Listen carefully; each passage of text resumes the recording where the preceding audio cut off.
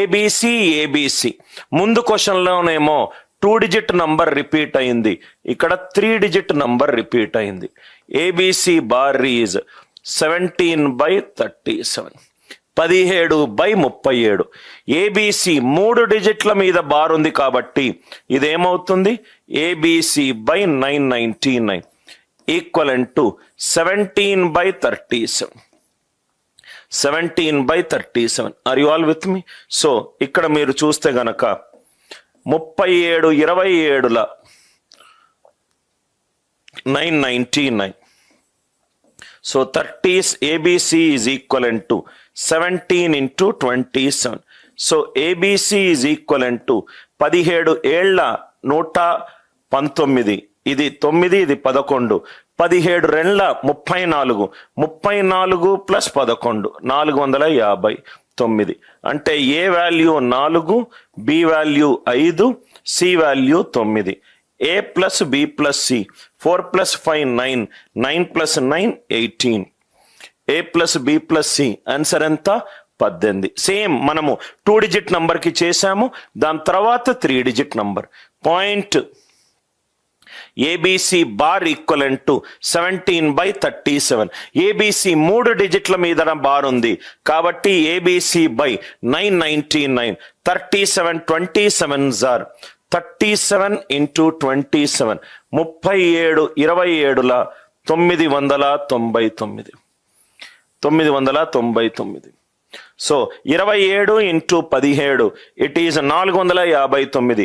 ఏ ఏమో 4, బి ఏమో 5, సి ఏమో 9. సో 4 + 5 + 9. ఏబిసి అనేటి వేరియబుల్స్ ప్రోడక్ట్ కావు. ఏదైతే రైట్ సైడ్ 3 డిజిట్ నంబర్ వచ్చిందో ఆ 3 అంకెల నంబర్ని ఏబిసి అని అనుకున్నాను. So A 4, B 5, C 9. Next one 12వ ప్రాబ్లం ఆల్రెడీ మనము ఆన్సర్ ఆప్షన్ తోటి సాల్వ్ చేసాం. 13 గోదా ఆన్సర్ ఆప్షన్ తోటి సాల్వ్ చేసాం. ఎక్కడ టర్మినేటింగో ఎక్కడ రికరింగో మనము క్లియర్గా చూసాం. Which is greater? ఈ 4 ఆప్షన్లో ఏది పెద్దది? ఫస్ట్ ఆప్షన్ ఏంటి, 0.725 డాట్ తర్వాత 3 డిజిట్స్, దాని తర్వాత 3 zeros. ఇదేంటి 0.725, 5 అనేది రిపీట్ అయింది, 5 5 5. ఇదేంటి 0.725, 25 రిపీట్ అయింది, 25 25 25.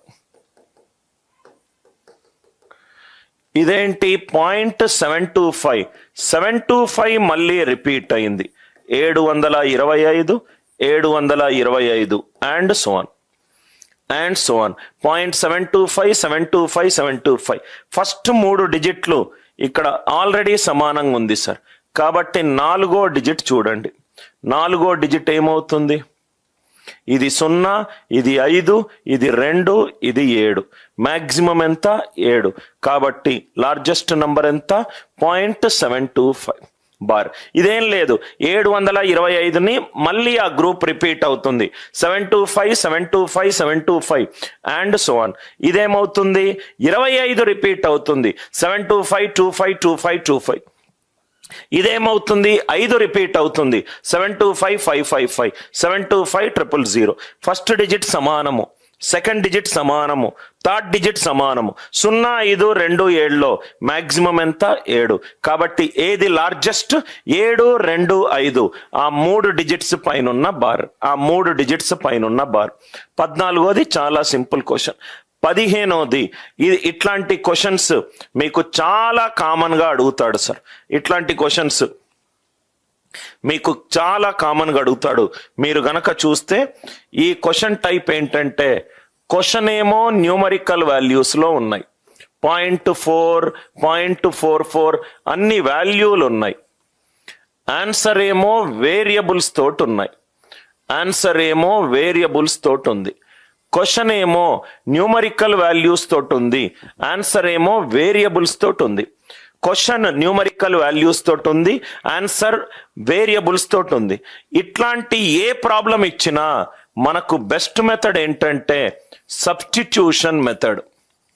మనకు బెస్ట్ మెథడ్ ఏంటంటే సబ్స్టిట్యూషన్ మెథడ్. ఇక్కడ and so on up to N అని అన్నాడు, and so on up to N అని అన్నాడు. ఎన్ ఏదన్నా వాల్యూ తీసుకోండి మీకు ఆన్సర్ వస్తుంది. 1 తీసుకుంటే 2 ఆప్షన్లు రావచ్చు, కాబట్టి నేను రైట్ ఫస్ట్ టైమే ఆన్సర్ రావడానికి ఎన్ వాల్యూ 2 తీసుకుంటున్నా. ఎన్ వాల్యూ 2 తీసుకుంటున్నా. సో 2 తీసుకుంటే ఏమవుతుందో చూద్దాం. First option 4/9 into 8 2s are 16 minus 1 15 plus 1 N value 1 తీసుకుంటే మనకు వచ్చే అవకాశాలు ఉన్నాయా? ఐ థింక్ 1 తీసుకుంటే 181. ఓకే, 1 తీసుకుంటే చూద్దాం. ఫస్ట్ 1 తీసుకుంటే వస్తుందని నాకు అనిపిస్తుంది. ఎందుకనంటే 9n-1లోనే ఆన్సర్ ఉంది సార్, అది రెండిట్లోనే ఉంది కాబట్టి ఛాన్స్ ఉంది. ఎన్ వాల్యూ 1 తీసుకుంటే ఆప్షన్ ఏ 4/9 ఇంటూ 8 - 1 7 7 ప్లస్ 1/10 71 9 తోటి డివైడ్ అవ్వదు, 71 9 తోటి డివైడ్ అవ్వదు.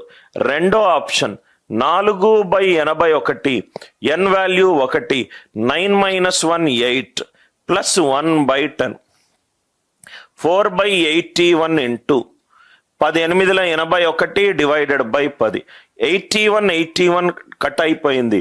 4/10 ఈజ్ 0.4. సెకండ్ ఆప్షన్ ఏమో నాకు 0.4 వస్తుంది. థర్డ్ ఆప్షన్ 4 ఎన్ వాల్యూ 1 తీసుకున్నాను సార్. 4/81 ఇంటూ ఎన్ వాల్యూ 1 తీసుకుంటే 9 - 1 8 8 - 1/10 79 కాదు. ఫోర్త్ ఆప్షన్ 4/9 ఇంటూ ఎన్ వాల్యూ 1 9 8 - 1 7 7 - 1/10 ఇది కూడా కాదు. కాబట్టి ఆప్షన్ బి. క్వశ్చన్లో ఎప్పుడైతే న్యూమరికల్ వాల్యూస్ ఉండి ఆన్సర్లో వేరియబుల్స్ ఉంటే బెస్ట్ మెథడ్ ఏంటంటే సబ్స్టిట్యూషన్ మెథడ్. బెస్ట్ మెథడ్ ఏంటంటే సబ్స్టిట్యూషన్ మెథడ్. ఎన్ వాల్యూ 1 తీసుకున్నాను. 1 తీసుకుంటే 4/81 ఇంటూ 9 - 1 8 8 ప్లస్ 1/10 8 ప్లస్ 1/10 ఎంత అంటే 81 డివైడెడ్ బై 10 81 క్యాన్సల్. 4/10 ఎంత? 0.4. 4/10 ఎంత? 0.4.